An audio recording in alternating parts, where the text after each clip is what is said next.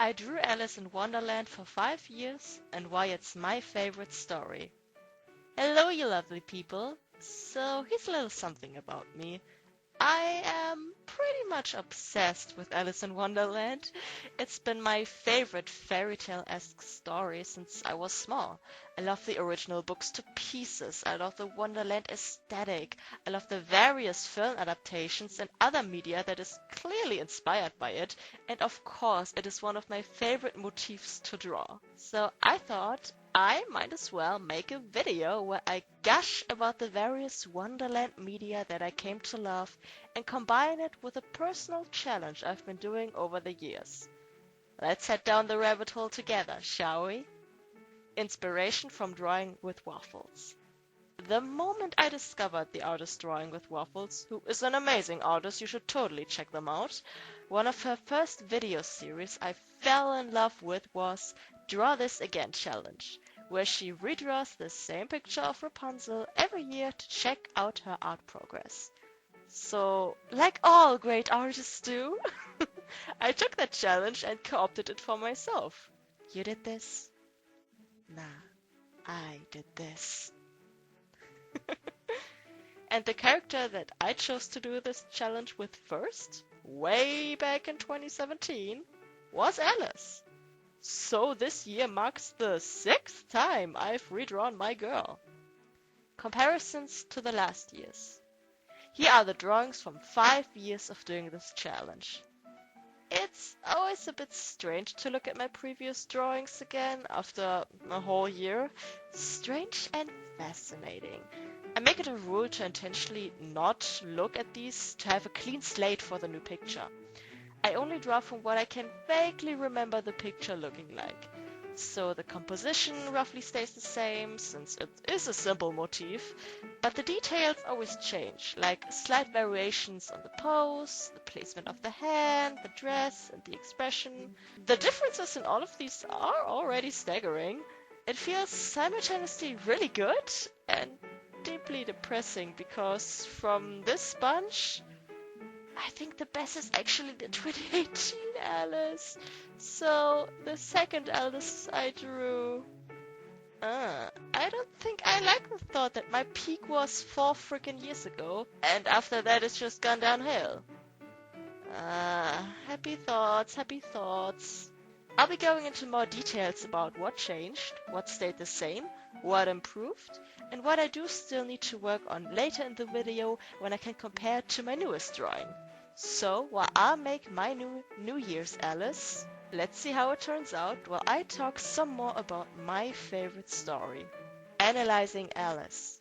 I think you must have not only lived under a rock, but somewhere on the moon to have missed what Alice in Wonderland is, or the cultural impact it had across time. The direct adaptations, the inspirations of various other books, comics, games, cartoons, songs, frickin' dating sims, and the birth of an entire aesthetic. Or the fact that it is literally the mother of nonsense writing. And the best well known, it was all a dream plot twists ever created. Aside from the other very popular classic children's movie, which, fun fact, the It Was All a Dream ending was a movie original idea. In the book, The Wonderful Wizard of Oz, it's definitely not a dream, and Oz is very much a real place. Which makes it even cooler. Which is why the movie ending sucked. No, that's a joke. I will not argue with a classic. It's a classic for a reason. It's a good movie. Even if you've never even read the books or seen a film adaptation, there is a decent chance that you have heard some of these phrases in your life. He is mad as a hatter. Why is a raven like a writing desk? Off with their heads. Curiouser and curiouser. And of course, down the rabbit hole. You also probably know the rough storyline. A little girl named Alice follows a white rabbit in a waistcoat and pocket watch down the rabbit hole, where she falls into Wonderland and meets its wacky residents. Caterpillar, Cheshire Cat, Mad Hatter, Queen of Hearts, you know the drill. It's undeniable that the Alice story is still in our cultural zeitgeist. And with that, of course, came the various ways in which the story got analyzed and interpreted. From the, I think, a bit silly psychedelic drug trip angle, a metaphor for puberty and growing up, to a journey of self-discovery. I always went with the how children see the world of adults way of interpreting Alice in Wonderland. From the way Alice is constantly talked down to by the Wonderland characters, like parents, teachers, and adult strangers would to a little girl, and how she tries but doesn't really understand their nonsensical, arbitrary rules she encounters, much like when children are taught about dinner table manners and social etiquette. And often they ask, why is this so important? Why does this matter? And the best answer they probably a lot of the times get is, because that's the way it is, and because I said so, and as long as you have your foot under my table, etc., etc. But even that interpretation is honestly, yeah, probably not at all the point of the story, because the point is that it doesn't have a point. It's just nonsensical fun he wrote for children. But that makes analyzing it even more fun. Alice adaptations and inspired media. The books. It all started with the original books, which in both in their original language and the German translation that I read as a young child, they're a blast to read through. Lewis Carroll's writing style is very much distinct and recognizable. It will maybe take you only 1 or 2 evenings to read it all the way through. The illustrations of John Tenniel are nothing less than iconic, both whimsical and with a certain edge that can easily be modified into different approaches, from the cute and magical into strange horror. Looking at the various ways it got kind of a direct adaptation, honestly the saying, "the book was better," truly has never been more applicable here. Not to say that there aren't good adaptations, that would be a blatant lie, but filmmakers across space and time seem to always struggle in their quest a bit. I blame that mostly on the need that they have to combine both books in one single movie, or they think they have to combine it. I mean, it's understandable that they want to do this, since on the surface level, Alice Adventures in Wonderland and Alice Through the Looking Glass have similar stories. Alice finds herself in a new magical place, wanders through it, and meets its various characters. But there are honestly major differences, especially when it comes to the tone of the books. To me, the Alice we encounter in Through the Looking Glass is much more in charge than her Adventures in Wonderland counterpart, to the point where she decides herself that she's going through the mirror instead of suddenly falling down the rabbit hole. She seems much more self-assured and confident instead of being confused while changing constantly, to the point where she becomes one of the queens in the mirror world. And she also seems to decide that when all the nonsense is enough for her, to wake herself up instead of being chased out of her own dream. These are 2 similar but very different books, and combining them leads to some choices.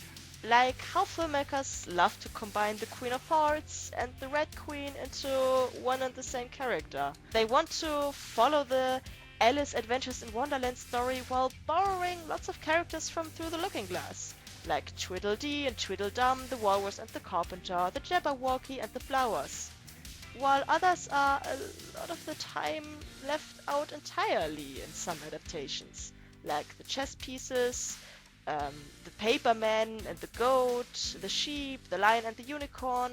Again, I can understand that approach, but I would really love to see 2 separate, faithful adaptations to their respective source materials. On the other hand, though, let's be honest, the popularity of Alice in Wonderland has less to do with the road trip-esque nonsense story, and I personally think much more with its aesthetic.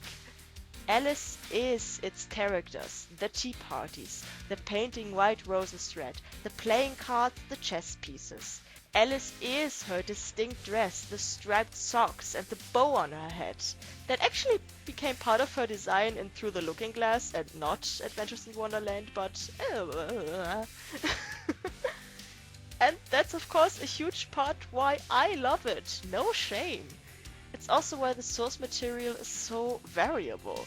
You can change the mood from happy dreamlike childhood memories to a dark nightmare in the blink of an eye while distinctly being identified as Alice. And watching how different artists make up their own versions is the most fun I have being a Wonderland fan. Disney. Like many, my first encounter with this story was the Disney adaptation. And for Alice, the medium of animation is pretty much the perfect way to retell the books. You can take full advantage of the creature design, the colors, the way reality and body part shifts. And the 1951 Disney version does exactly that. I think out of all the films, this is one that kind of follows closest to the source material, while also having the most fun with that. The film is vibrant, always moving, full of songs, and just plain fun. I'm surprised there are more live-action adaptations of Alice than animated versions of Wonderland, at least when it comes to major film releases. For a direct Alice film, it probably has the best pacing, because it never truly feels boring, while other films, even though I love them to pieces, well, others struggle more with a long runtime. Even though it does do the merging of the books, and this may be the nostalgia talking, but in this case I seriously don't mind, since it's just so much fun. I also appreciate the scenes that were made just for the film, with nothing to do with the book, since it just captures the spirit of the novels. Disney carries the vibe of the books probably the best. But it is a crime that they left out the original Cheshire Cat song I'm Out, because that is a certified bop. No, I will not play it and try to challenge the copyright gods, but I will leave a link to it in the description if you want to check it out. Do it. It's fantastic. And if we're already on the topic of Disney, the Tim Burton films. Well, to cut it short, these are my guilty pleasure. They're not good. At all. Like, why in the world would you try to fit Alice, of all stories, into a classic Hollywood 3-act structure of all things? What's with the prophecy thing? What's with the creepy knight? Why is the White Queen such a dick? Why, oh why did they strip Alice of all her characterization, telling us that she is so proactive while showing that she's so strung along by the characters in the real world and in Underland? But, having said all that, come on guys, the aesthetic is just so charming. I'm a sucker for this. I love the idea of a grown-up Alice having problems that she has to confront mirrors of in Wonderland. The costume design is immaculate. How a young Alice called Underland Wonderland is a charming reference to the Lewis Carroll's first edition of the book, Alice Adventures Underground. Gosh, I adore the stupid fodder walking dance and the reoccurring language of the Jabberwocky poem. Clue, Calais, heck, I love the Jabberwocky. There are lots of things to like about this version, if it weren't for those glaring narrative faults staring you in the face, unashamed. I truly despise this movie for basically kickstarting the Disney live-action remake trend we are living in hell right now. And it's a bit obvious that I am more interested in the style and the world than the actual hero's journey prophecy plot. But I can't lie, I just like it. Funny enough, the DS game of this film is a much better interpretation of a Tim Burton Alice in Wonderland. If you can get your hands on it, I really recommend it. It's a fun playthrough. Wonderland is falling apart by the Queen of Hearts and her terrifying beast, the Jabberwocky. Literally in this instance. You have to collect the puzzle pieces of Wonderland to put it back together and search for the parts of the battle armor, warper blade and shield to fight the beast. The game and the movie were made simultaneously, but the game developers only got the rough storyline from the movie. and honestly, majorly improved on it. Funny enough, the critiques I had for the movie are actually compliments to the DS game because of one huge distinction. The game really doesn't take itself seriously, but they put their focus where it counts, on the characters and the world. The minimalist art style screams Tim Burton much more than the film aesthetic, and the characters have so much more, well, characterization to them. The dialogue is so funny, and I can easily see it in the original Wonderland books. The gags are fantastic and are in full of support of the tone of the game. Get ready for some cringe voice acting on my part. I'm so sorry. Oh, look! There's an art piece right in front of us. Yeah, and right behind a huge gap. Genius. Well, I can't see a gap. Oh, you! You keep talking. I think you should show your face. Hello, dears. Who wants to see me?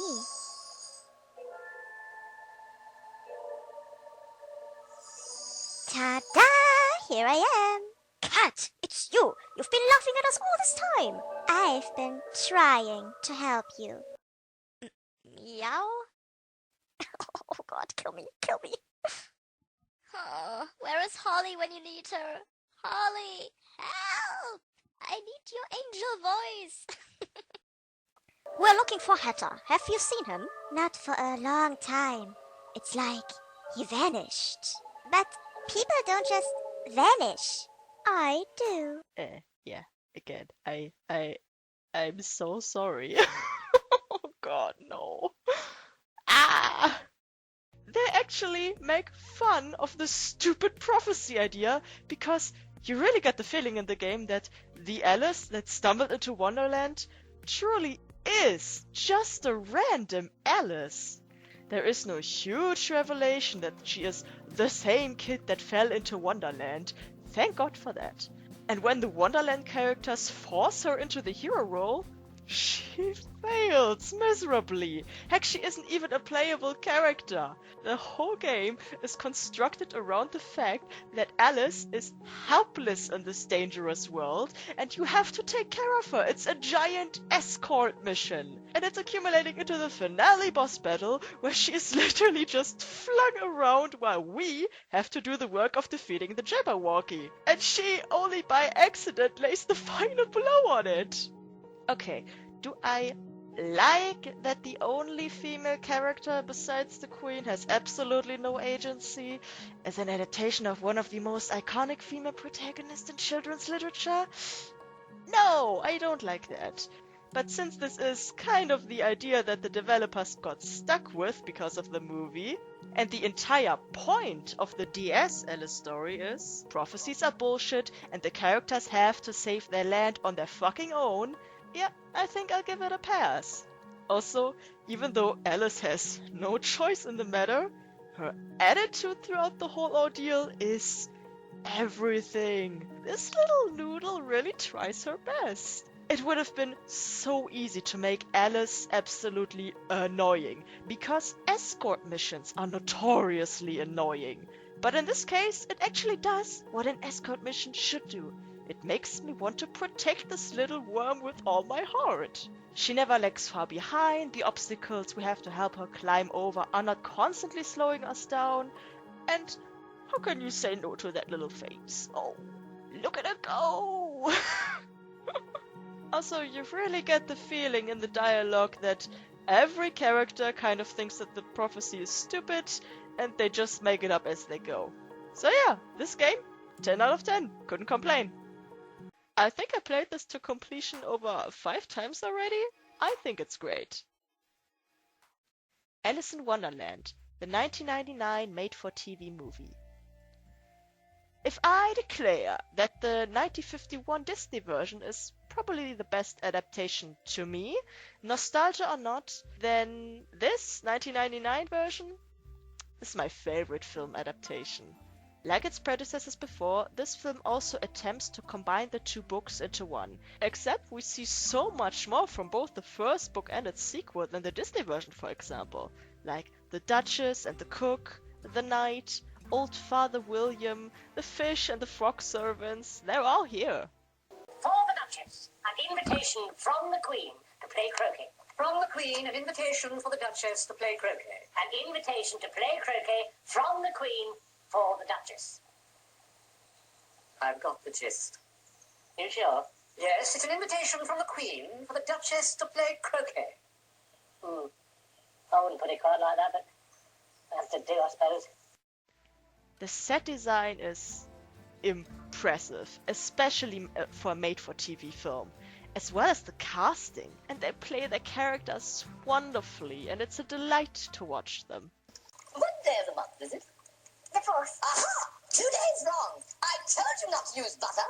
It was the best butter. Danish. Some crumbs must have gotten into it as well. I said, don't put butter in the works with a pen. I couldn't put it in with a fork, could I? Here, let me see. I don't give it to you, but I will.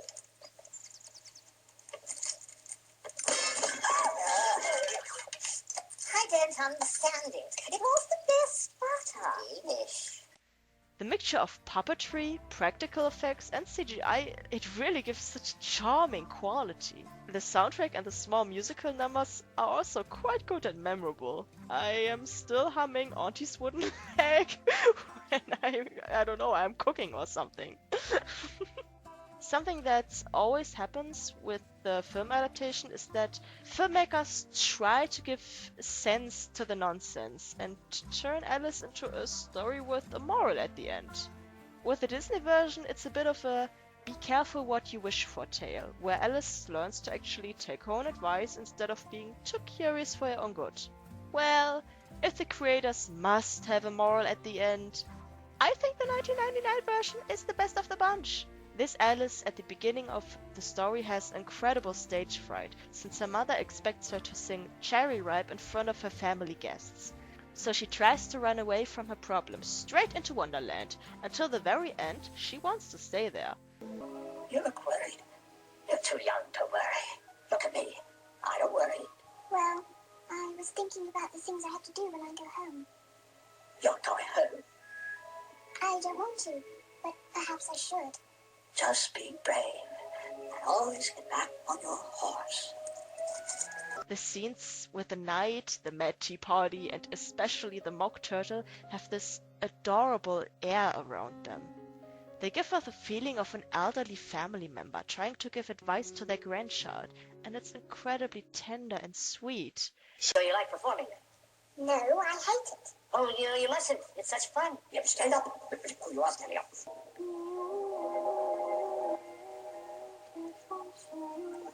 Take it, Alice. Needs a little work, but we'll get it.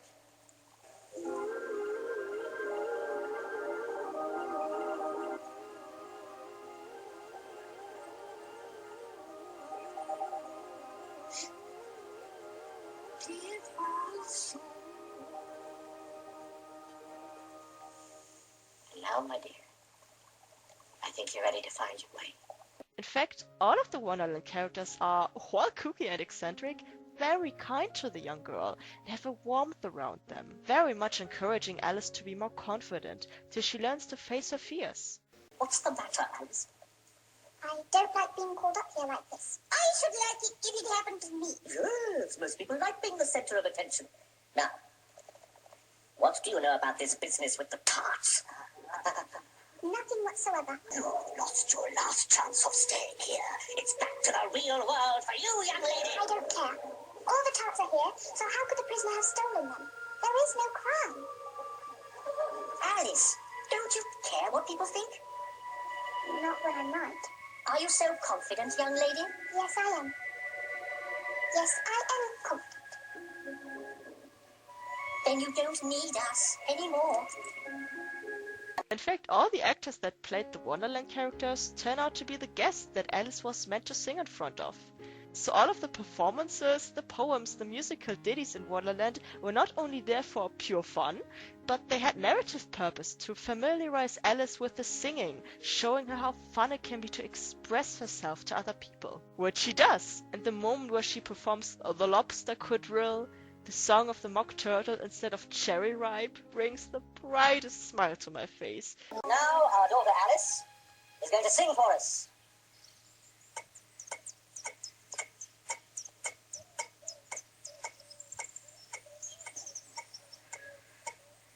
It's cherry ripe, isn't it, dear?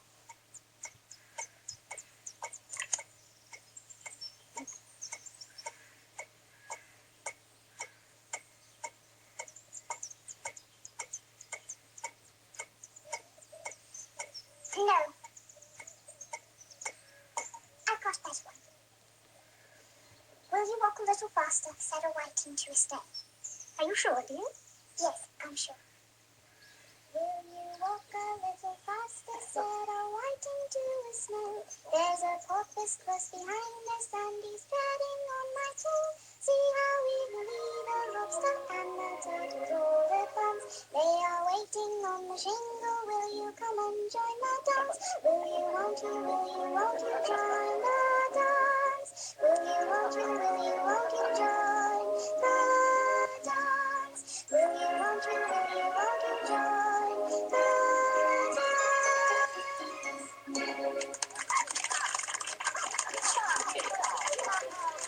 It is utterly adorable, and I wish this version would get some more love. And who is this? I agree entirely. Don't be ridiculous. Would I lie to you, Your Majesty? Yes, Oh, well, thank you. Compliments are always welcome. you're an idiot. That's right, Your Majesty. Only you could spot that. Takes one to know one. A complete idiot. American McGees. American McGees Alice and Alice Madness Returns are everything that the Tim Burton films wish they would be. It's a much darker twist to the Alice story while still managing to be clever and emotional, making Wonderland a representation of Alice's state of mind and therefore in decline when her mental stability is threatened, so she has to restore it by facing her trauma? Incredible! You feel the anguish of Alice's guilt, and yet again, the dialogue is fun, the characters are engaging. What's all this then? Did someone die? Have you lost your family? No, my shell! The Duchess stole it and tried to eat me for lunch. Nobility must be served, I suppose. Stop that raining, won't you? You're very cold-blooded for a mammal.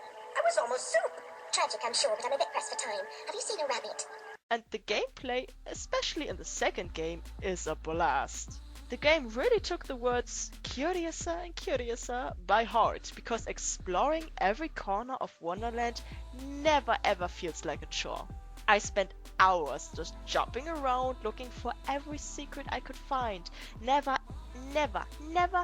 getting bored. The game designers really had a field day with the world and the characters. Hatter, I recall leaving you in a decrepit condition. Not in pieces. It's you. What's happened here? You've lost your hat, and some parts are missing. Missing indeed, though things be what they are. I barely missed their missing. That's what's happened. You should know that better than I. It's your place after all. I know my place. When did you ever know your place? Or how to keep it? Now, what's going on? Well, it's upside down, Alice. Inmates run the asylum. And worst of all, I've left tears. Tragic. If I do help, will you help me in return? Of course, if I had one, button my limbs and toss them into the chute. Machines will do the rest. The only way now, that's a good girl. Best way out is through the crock face. The gothic aesthetic fits like a glove with the tone they wanted to capture. It's one of the most beautiful and creative games I have ever had the pleasure to play, and sob my eyes out to. This is a perfect example of how you can deviate from the original story and even change the mood while still making something recognizably Alice. The manga. Now, there are many great manga inspired by the Alice books, but the short adaptation illustrated by Sakura Kinoshita is probably the shortest, cutest, sweetest thing I have ever had the pleasure to read. And by short, I mean really short. Every chapter of the original novel is condensed in only 7 pages each. But still, all the core scenes are depicted and retold in its own language. It's rare that they use the novel dialogue at all. Alice is so spunky and a pure firecracker in this one. My favorite feature, aside from the adorable drawings, is that they really honed in on the theme of change in this one.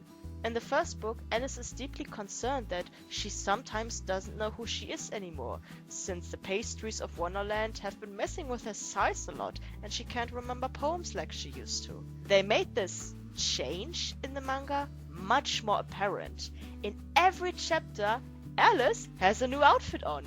Different hair, different eye color. So it adds even more to her confusion of who she is anymore. I love it when creators stick Alice in different clothes depending on the different environments. Madness Return did the same thing.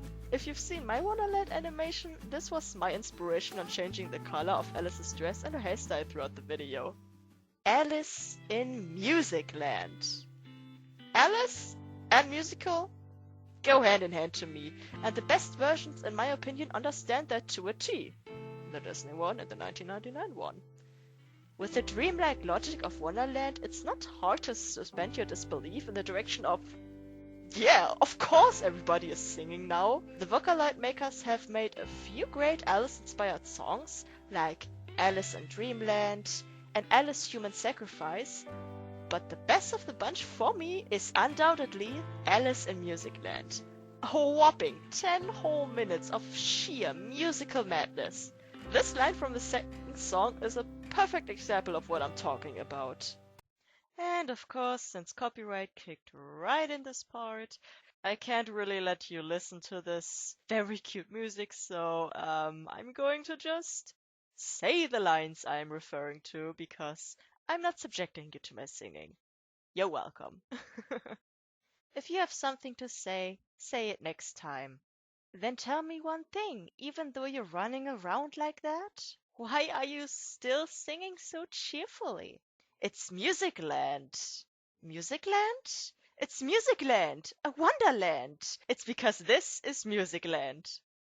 That's all the explanation you need.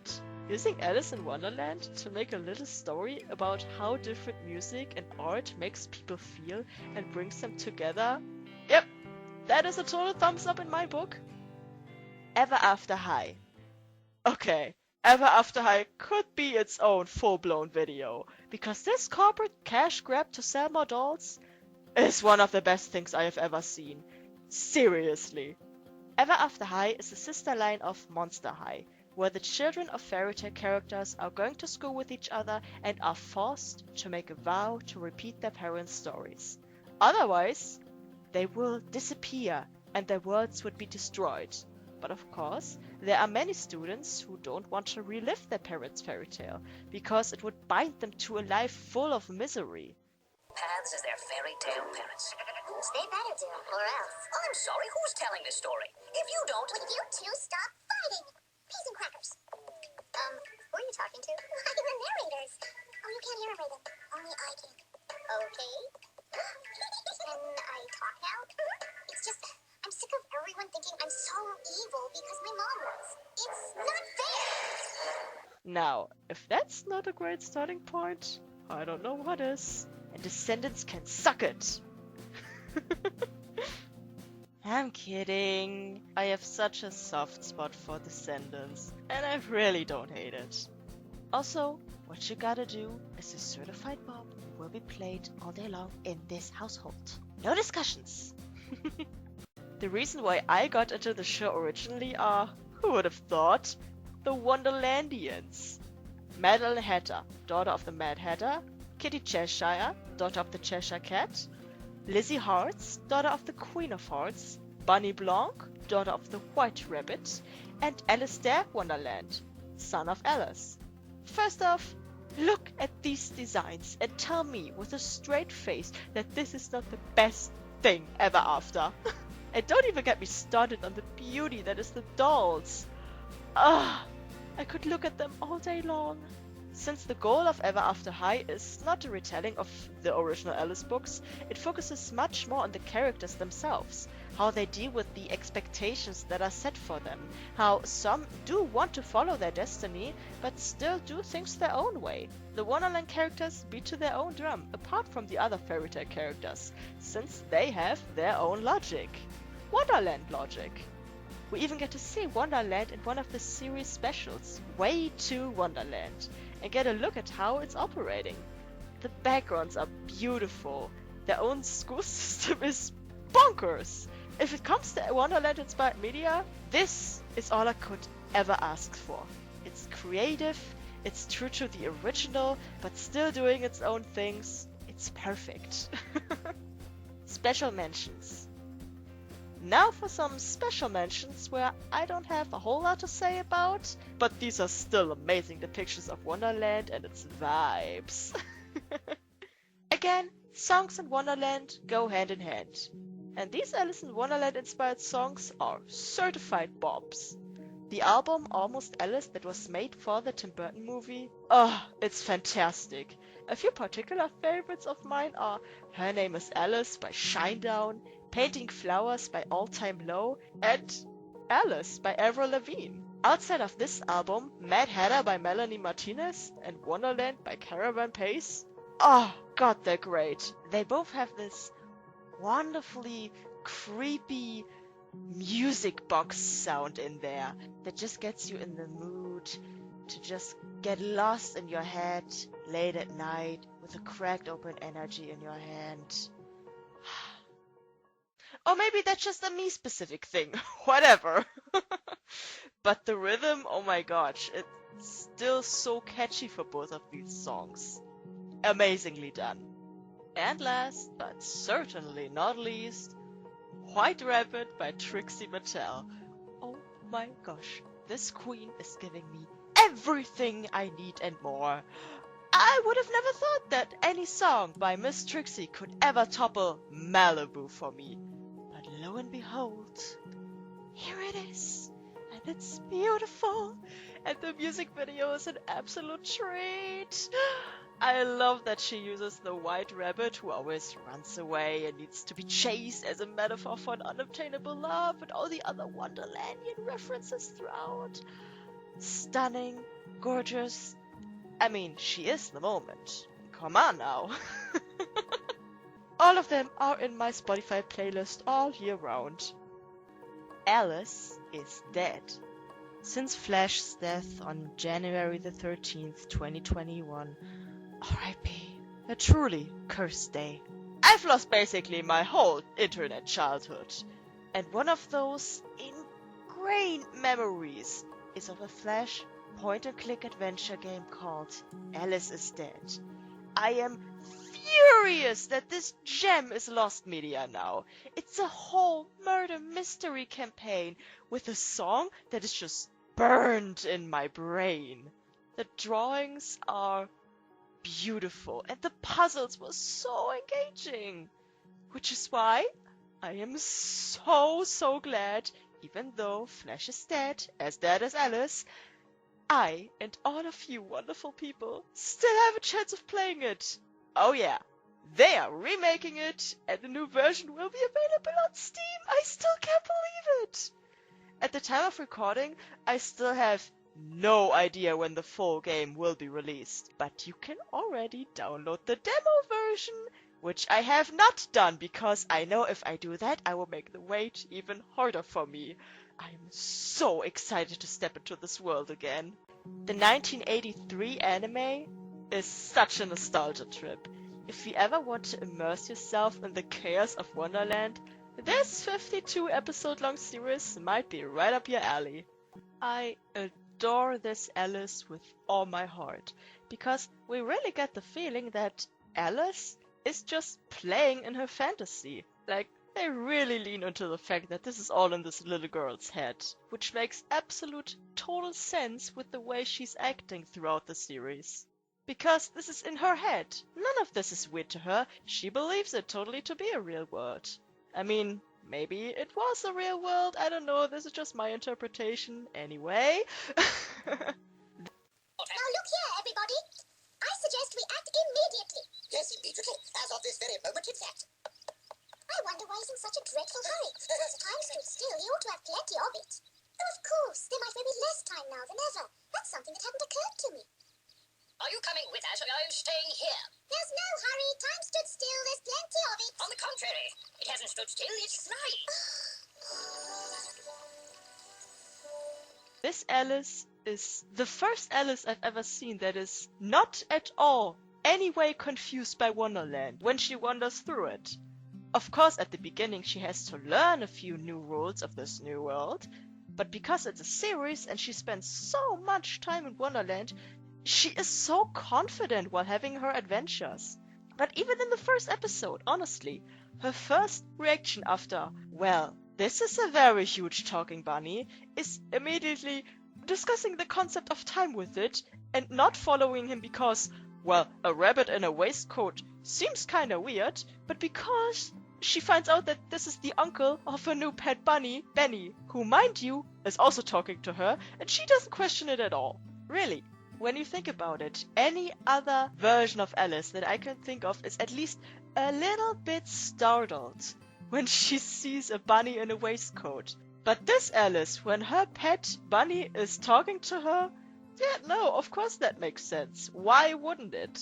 Also, I think that the structure of the series is chef's kiss really well thought out. The first episode is her going down the rabbit hole, like Adventures in Wonderland, but the very last episode, the series finale, starts with her going through the mirror, like through the looking glass, and just like in the novel, she's becoming a queen. And we end there. It is picture perfect. This is such a comfort series for me. I just get the biggest smile from all the cuteness. Kinda makes me wonder why this concept is not more common. Like a serialized Alice in Wonderland where Alice can shift between the real world and her fantasy land? Guys, that screams isekai anime. Get onto it. Do more. Do it now. Well, for the time being, I am perfectly happy to return to this Wonderland to see what these characters are up to.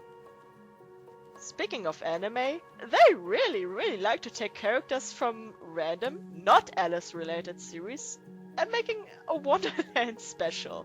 But hey, I'm not mad at it. These episodes seem to be purely for fan service. No, not that kind of fan service. And are a lot of fun. My favorite, absolute favorite, has to be, hands down, the 13th episode of Uran High School Host Club, Harui in Wonderland. I think Uran makes the most of the Wonderland setting compared to other anime Wonderland specials.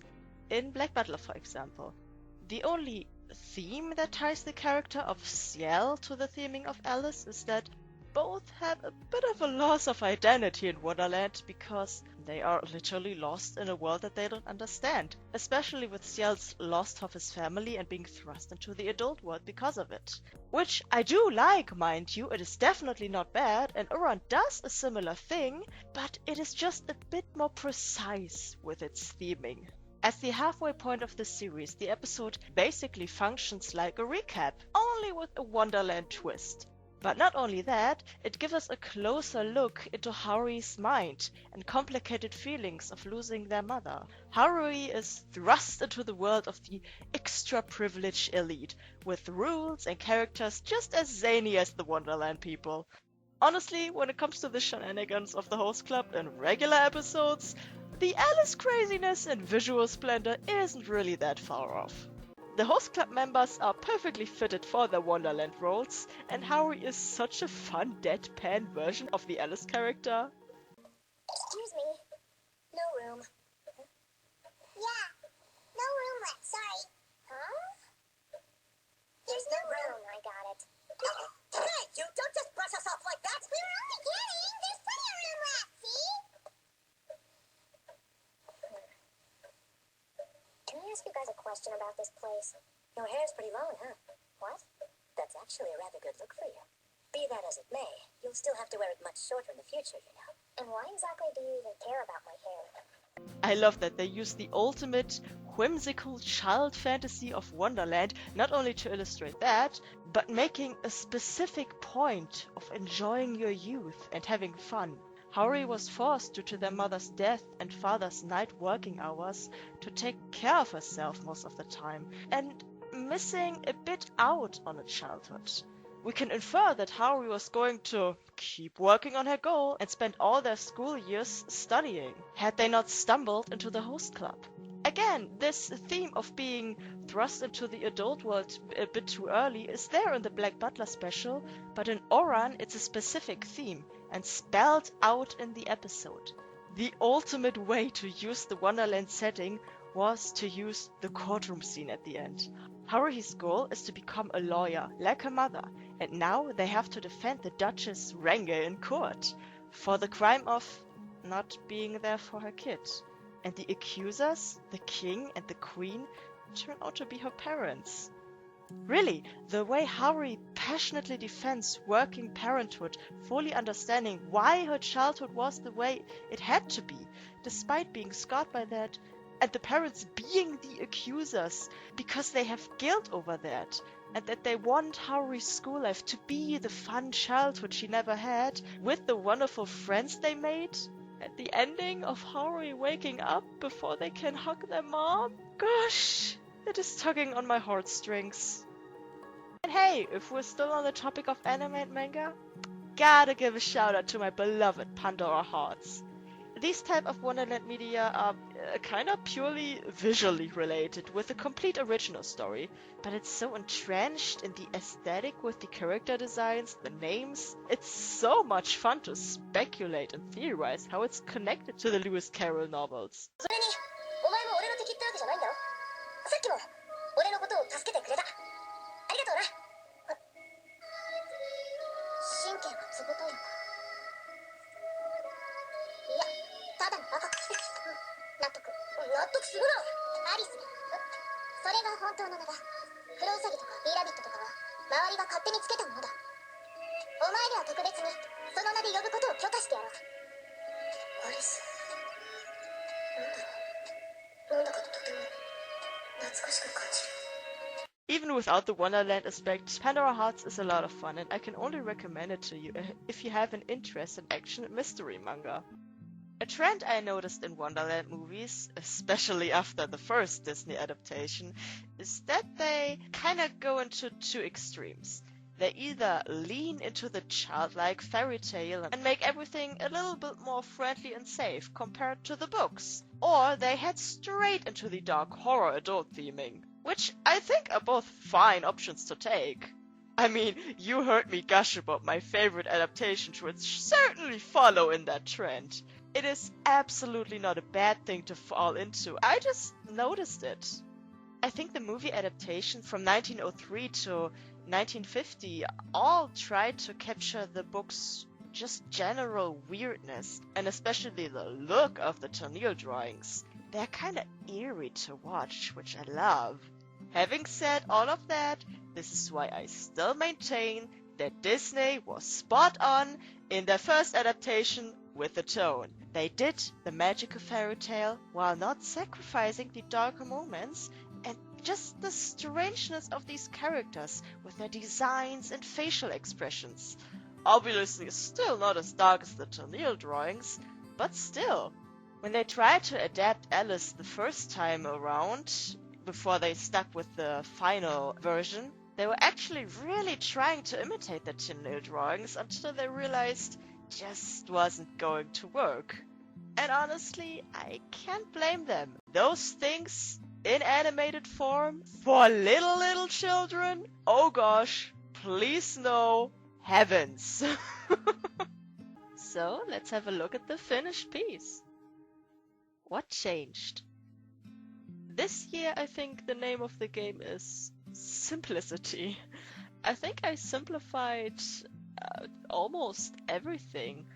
Like the shape language is a lot more simple, there are less details in the clothing, or the expression, or the hair, or the coloring.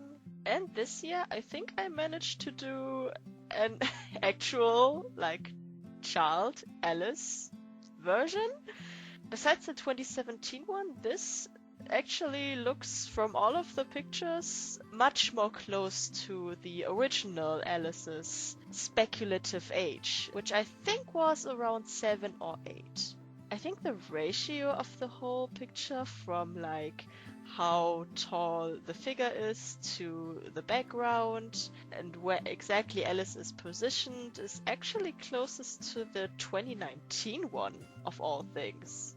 And I don't like the 2019 one. Ah! I think most of the changes this year around I can contribute to the fact that I just finished my Alice animation not that long ago. And in my animations, of course, I do use a more simplified style overall, and yeah, that seems to have seeped into my illustration here. There are much more similarities to the Alice in my animations and this one than to this one and the years before it. What stayed the same?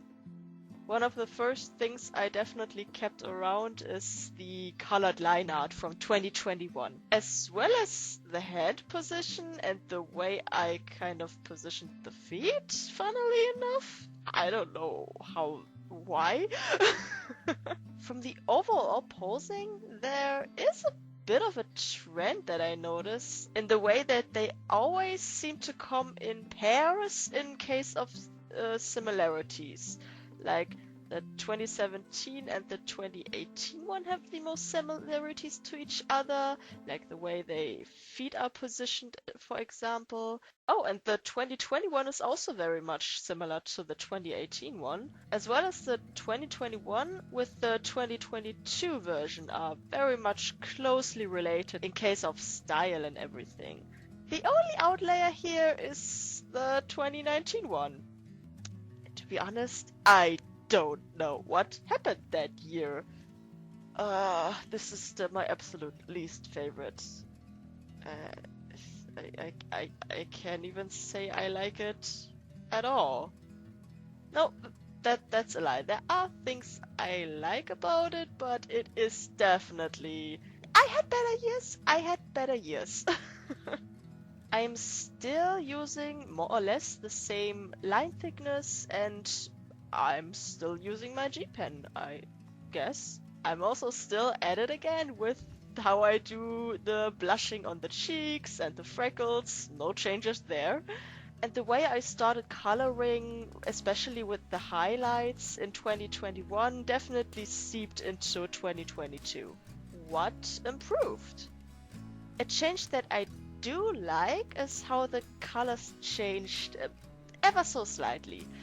The tones are a bit more softer, and that does fit with the more childlike Alice, which overall, when it comes to the depiction of an actual child, yeah, I think this is the best version I made. They all seem to kind of fluctuate from the age range of like 8 all the way up to 18 from the looks of it. Maybe next time I draw Alice, she will be in her mid-20s. And I don't know. Don't ask me. I have no idea why. I think this is overall the best Cheshire Cat face I have ever done. It feels like the right call to move a bit away from the more creepy eyes and teeth. I guess this category is a bit more comfortable for me, because I don't feel like there are actually improvements. It's just different, I guess. There are aspects of every drawing I despise in hindsight, but there are elements I do still like a lot. 2017 is the most different, I feel like, from the pencil I chose for the line art. The coloring is a bit dirty, and the Cheshire Cat is the most hideous thing I've ever seen, but I still really like the vibe with this one. The way I drew how the dress folds is atrocious in 2018, and the shading is a bit too aggressive for me, but I like everything else. It's still my favorite version. I hate the thick lines in 2019, but I do like how flowy it is, the clothing and the hair especially. I do not like the strong blush and the lack of forehead, and what did I do with the hand in 2020? But the expression on the face is still really nice. There is something just wrong with the face in 2021. Maybe it's that the colored lines are way too bright in the face, and that kind of distracts with the colored lines being way too dark in other places. Like with the white parts of the dress, why did I choose a brown colored line? It's so distracting. Why did I do that? But I think it's the best clothes of the bunch. Like the way it folds, the design. I think, yeah, that's overall great. Maybe my next challenge next year is to combine all the things I do like into one ultimate drawing. Yeah, like that is ever going to happen. What do I need to work on? I do feel like I lost a bit of the movement in the drawing. It's much more stiff, especially for example with the hair flow. And I do want to get back into a bit more detail. Not that I necessarily don't like the simplicity, but still. I could even feel it with the time I spent on the drawing, that I was much quicker than the years before. I wonder if I can have a similar level of speed with a bit more detail next time.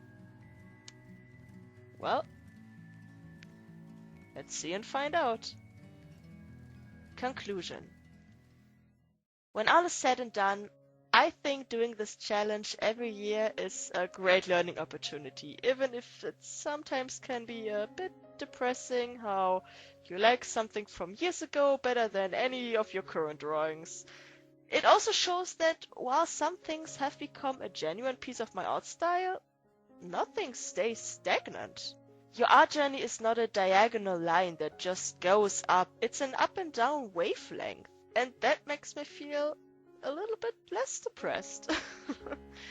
After all these years, I still find new inspiration from this challenge. I'm glad I found drawing with Waffles and her videos through this challenge.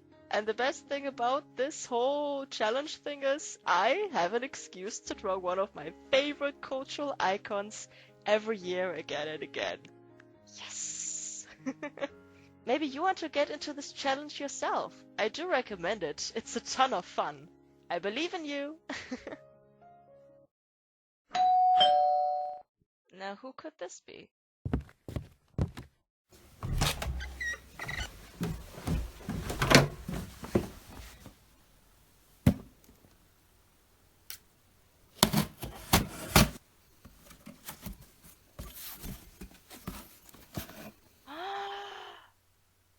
Yes! I think I have a doll problem. But they're so pretty! I hope you found this very self-indulgent video a bit interesting, and if you're a fellow Alice fan, maybe you can leave one of your favorite adaptations in the comments below, and why it's your favorite. I'd love to hear your opinions. Or if you're not into Alice as much as me, I'd love to know what your first encounter with the story was. Was it the books? The Disney version? Let me know. If you want to support me, you can make a small donation on my Ko-fi. If you want some updates for future videos and messy sketches, follow me on my Twitter. And if you like my drawings and want to see more, check out my DeviantArt. All the links are down in the description. Well, this is all, folks. Don't forget to stay fluffy. Bye! All in the golden afternoon. Full leisurely we glide, for both are oars, and with little skill by little arms are plied, while little hands make vain pretence our wanderings to guide. Ah, cruel three in such an hour, beneath such dreamy weather, to beg a tale of breath too weak to stir the tiniest feather. Yet what can one poor voice avail against three tongues together? Imperious Prima flashes forth her edict to begin it. In gentler tone Secunda hopes there will be nonsense in it, while Tertia interrupts the tale not more than once a minute. Anon, to sudden silence won, in fancy they pursue the dreamed child, moving through a land of wonders wild and new, in friendly chat with bird or beast, and half believe it's true. And ever as the story drained the wells of fancy dry, and faintly strove that weary one to put the subject by. The rest next time. Oh, it is next time, the happy voices cry. Thus grew the tale of Wonderland, thus slowly one by one, its quaint events were hammered out, and now the tale is done, and home we steer, a merry crew, beneath a setting sun. Alice, a childish story take, and with a gentle hand lay it where childhood's dreams are twined, in memory's mystic band, like pilgrims' withered wreath of flowers, plucked in a far-off land.